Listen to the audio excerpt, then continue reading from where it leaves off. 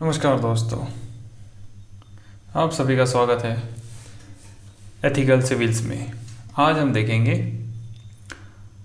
आर्थिक अवधारणाएं एवं भारतीय अर्थव्यवस्था आरएस प्री 2024 के लिए।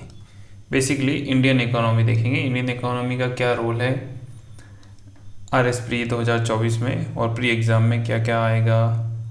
या अब इसमें अपन बात करेंगे कि इंडियन इकोनॉमी के लिए क्या पढ़े और ऐसा क्या पढ़े कि जिससे परीक्षा कवर हो जाए। हमें अर्थशास्त्री तो बनना है नहीं, अर्थशास्त्री हमें बनना नहीं है। हमें क्या करना है, कुल मिला के हमें अपनी कट ऑफ को क्लियर करना है। जब कट ऑफ को क्लियर करना है तो क्या पढ़े, कहाँ से पढ़े और कितना पढ़े। कितना पढ़े में सबसे बड़ी बात ये होती है कितना पढ़े, क्योंकि इकोनॉमिक्स का सिलेबस बहुत वास्ट है, पहाड़ जैसा सिलेबस है। उसमें टारगेटेड स्टडी बहुत ज़रूरी है। अगर टारगेटेड स्टडी नहीं करेंगे तो हम अपने लक्ष्य से भटक जाएंगे। भले फिर इकोनॉमी पढ़ते रहे पर इकोनॉमी कभी सब्जेक्ट कंप्लीट नहीं होगा। जिस तरीके से इंडियन हिस्ट्री की कोई लिमिट नहीं है, इसी तरह इंडियन इकोनॉमी की भी कोई लिमिट नहीं है। और आजकल यूट्यूब पे बहुत सारे लेक्चर आने लग गए, तो अपन अगर जैसे इंडियन इकोनॉमी सर्च करेंगे बहुत सारे लेक्चर आएंगे, पर हमारे काम के क्या है क्या नहीं वो हमें देखना बहुत ज़रूरी है। तो ही हम कम समय में अच्छे से तैयारी कर पाएंगे, मिनिमम इनपुट के साथ मैक्सिमम आउटपुट हमें मिल पाएगा। तो चलो देखते हैं भारतीय अर्थव्यवस्था आरएस प्री के लिए। सबसे पहले हमेशा की तरह अगर हमें देखना है तो अपन क्या देखेंगे, आर्थिक अवधारणाएं भारतीय अर्थव्यवस्था के लिए। सबसे पहले सिलेबस है अर्थव्यवस्था की मूलभूत अवधारणाएं। सिलेबस में क्या दे रखा है, बजट का निर्माण, बैंकिंग, लोक वित्त, वस्तु एवं सेवा कर, राष्ट्रीय आय, संवर्धी का विकास, आधारभूत ज्ञान। इसका अर्थ क्या हुआ, देखो सिलेबस बहुत बड़ा, सिलेबस भी बहुत बड़ा दे रखा है, पूरे 1 पेज का सिलेबस है। इतना बड़ा सिलेबस शायद इतिहास का भी नहीं है। तो इतना बड़ा सिलेबस जब दे रखा है तो इसको कैसे क्या पढ़ना है, क्या करना है। देखिए सबसे पहले बजट, इसमें वही हो गया कि बजट के प्रकार है, बजट के निर्माण है। सबसे ज़्यादा इसमें ज़रूरी है वो बजट में जो संशोधन हो रहे हैं, जो कि भाई कौन सा नया सुधार आया है, वो सबसे ज़्यादा ज़रूरी हो जाता है। फिर है बैंकिंग। बैंकिंग टॉपिक से हमेशा क्वेश्चन आ रहा है। बैंकिंग में SLR है या फिर रेपो रेट है, रिवर्स रेपो रेट है, वो हो गया। फिर लोक वित्त में हो गया। फिर GST, ये वस्तु एवं सेवा कर GST वैसे बहुत टाइम हो गया, 2015-16 से चर्चा में है और अभी तक रह रहा है। हर बार कोई ना कोई नई डेवलपमेंट होते रहते तो चर्चा में रहता ही है, पर इस बार क्वेश्चन आने के चांस कम है। राष्ट्रीय आय अच्छा टॉपिक है, GDP, GNP, NNP, NDP, ये सारी चीज़ें आती रहती है। फिर इसका कोई ख़ास रोल है नहीं। लेखांकन अवधारणा, इसका अभी तक क्वेश्चन आया नहीं है, परंतु उसके अंदर अपने मेंस के अंदर ये पूरी एक लेखांकन सब्जेक्ट है 20 नंबर का, तो अपन पढ़े तो उसमें काम का ही है। प्रशासन में उपयोग, यहाँ लिखा हुआ भी उपकरण एवं प्रशासन में उपयोग, तो ये पूरा टॉपिक उसमें दे रखा है। वैसे ये जो ऊपर वाले जितने टॉपिक दे रखे हैं ये सारे अपने मेंस में बहुत ज़्यादा काम किए। क्यों, क्योंकि मेंस में अपने जो लेखांकन छोटा सब्जेक्ट दे रखा है उसके अंदर 20 नंबर में से कम 5-6 नंबर के क्वेश्चन यहाँ से हो जाते हैं। तो अपन इसको भी देख सकते हैं कि अपने मेंस में भी काम आ जाए, तो अगर अपन करें तो। बाकी इसमें इस लेखांकन का प्री में क्वेश्चन अभी तक आया नहीं है। फिर है स्टॉक एक्सचेंज और शेयर मार्केट, अभी तक क्वेश्चन आया है नहीं इसमें। स्टॉक एक्सचेंज का तो फिर भी आया था, मेंस में आया था। शेयर बाजार का भी मेंस में आ चुका है, प्री में अभी तक क्वेश्चन कम आए इसके। फिर राजकोषीय मौद्रिक नीतियाँ, ये इम्पोर्टेंट टॉपिक है। मॉनेटरी पॉलिसी, RBI क्या करती है, जैसे ये मुद्रास्फीति हो गई। जब मुद्रास्फीति इन्फ्लेशन रेट अगर ज़्यादा है तो RBI को क्या करना है, कौन सी नीति अपनानी है। इसी तरह अगर मुद्रास्फीति कम हो रही है, ज़्यादा हो रही है, तो उसके लिए क्या क्या मेजर स्टेप उठाए जाते हैं वो है। फिर है FRBM एक्ट हो गया, या ये सारी चीज़ें हैं कि डेब्ट टू GDP रेशियो कितना है वगैरह, ये सब इसमें हो गया। फिर ई कॉमर्स है, ये थोड़ा कम ही आता है, छोटा टॉपिक है। फिर आर्थिक विकास एवं आयोजन, अर्थव्यवस्था के प्रमुख क्षेत्र, ये कंप्लीट टॉपिक आर्थिक समीक्षा से आ गया। जो भारत की आर्थिक समीक्षा आती है उससे ये टॉपिक कंप्लीट है। तो इसको हमें कवर कहाँ से करना है वो भी अपन देखेंगे। फिर है मानव संसाधन एवं आर्थिक विकास, ये 2 टॉपिक दे रखे हैं, छोटे से टॉपिक है। सूचकांक, हमेशा एक क्वेश्चन आता ही है, हमें लास्ट ईयर 2 बार से क्वेश्चन आ रहा है। वैश्विक खुशहाली सूचकांक से, हैप्पीनेस इंडेक्स से आ रहा है। इस बार लगता है कि मानव विकास सूचकांक से क्वेश्चन आ सकता है। केवल सूचकांक के आंकड़े नहीं, इनको डिसाइड करने के लिए कौन कौन से पहलू होते हैं उन पे चर्चा करनी है और वो याद करना चाहिए, ताकि अपना क्वेश्चन कहीं जाए नहीं, क्योंकि बहुत छोटे टॉपिक है, एक पेज के टॉपिक है और एक क्वेश्चन होने की संभावना ज़्यादा है। गरीबी और बेरोजगारी, जितनी समितियाँ बनी है वो, और कोई अगर योजनाएं चल रही है तो उसके बारे में क्वेश्चन बनेगा। फिर कमज़ोर वर्गों के लिए प्रावधान, भारत सरकार की जितनी भी योजनाएं चल रही है उनसे संबंधित योजनाएं याद करनी रहेंगी। तो अपन देखते हैं PYQs, देखते हैं कि पिछले साल क्वेश्चन क्या आए थे। जैसे RSP 2021, अब इसमें क्या आया था, राष्ट्रीय आय यानी राष्ट्रीय आय से आ गया, आधार वर्ष से संबंधित क्वेश्चन आ गया। फिर दूसरा क्वेश्चन, ये तो राजस्थान से हो गया, व्यापार सुगमता report, ease of doing business. बीच में ये बहुत चला है ईज ऑफ डूइंग बिजनेस सूचकांक, इसमें राजस्थान, भारत अलग से निकालता है, राजस्थान, तो ये कौन निकालता है, कैसे निकलता है, इसके बारे में चर्चा कर सकते हैं। और इकोनॉमिक से जुड़े हुए जितने भी सूचकांक याद करनी है, हर बार एक क्वेश्चन आ ही जाता है। जितने भी सूचकांक में इंडिया की कोई रैंक आ रही है तो उनको याद करना चाहिए। फिर हो गया ये शुद्ध राष्ट्रीय उत्पाद, GDP से क्वेश्चन आ गया, जितने भी GDP के सूत्र बनते हैं वो सारे अपन को याद करने हैं।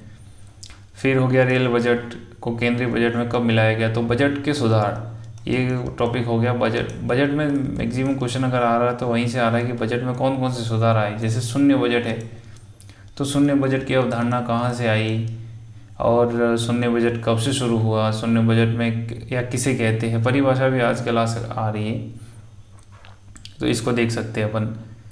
फिर क्वेश्चन आया था, जैसे है कि औद्योगिक उत्पादन निर्देशांक, IIP से ये क्वेश्चन हो गया।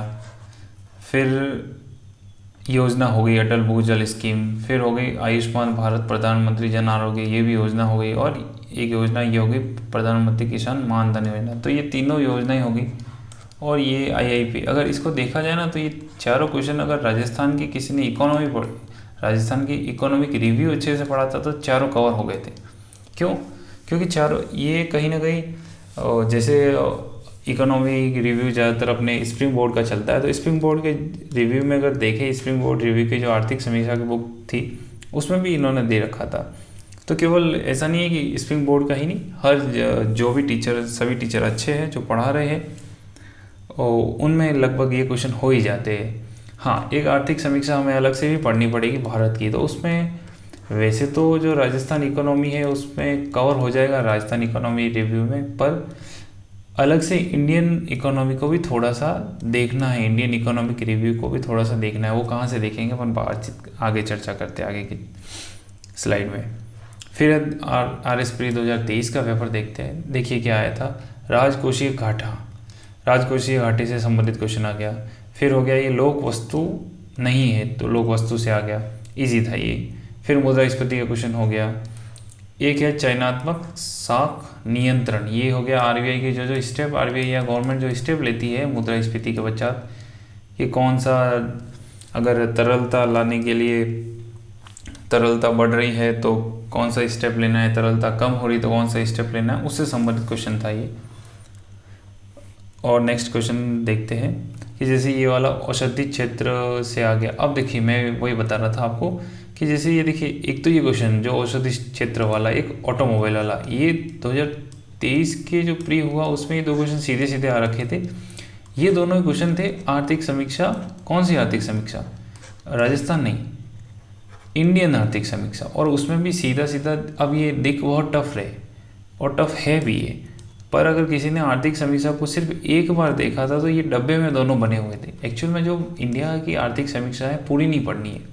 एक तो कुछ मेजर आंकड़े हैं जो अपन राजस्थान में पढ़ते हैं, जैसे GDP हो गया, या कुछ जितना लोन ले रखा है, ऐसे कुछ चीज़ें, वो आंकड़े तो याद करनी है। बाकी वो चीज़ें देखनी है कि जो पूरा पेपर है उसमें कहीं ना कहीं ऐसे डब्बे डब्बे डब्बे बने हुए हैं और वहाँ पर कुछ कुछ मोस्ट चीज़ें दे रखी है। जैसे इंडिया ने जो जो ग्रोथ कर रखी है जो लास्ट ईयर जिसमें इंडिया की इकोनॉमी ने अच्छा परफॉर्म किया, उसके बारे में अलग से दे रखा है। तो ये जो दोनों क्वेश्चन थे, औषधि के क्षेत्र वाला और ऑटोमोबाइल में इंडिया ने अच्छी ग्रोथ की है, उस वजह से वो डब्बे में दे रखे थे और ये दोनों क्वेश्चन वहाँ से आए। दिखने में बहुत टफ लिख रहे हैं, लैंग्वेज भी बहुत टफ है, बट अगर किसी ने अगर उनको देखा था तो उसके लिए ईजी थे। तो हमें क्या करना है, आर्थिक समीक्षा के उन डब्बों को देखना है। फिर देखिए और क्वेश्चन कौन सा, राजकोषीय नीति हो गया। जैसे पिछला क्वेश्चन भी राजकोषीय, हाँ राजकोषीय घाटे से था, बजट घाटा हो गया। फिर राजकोषीय नीति हो गई।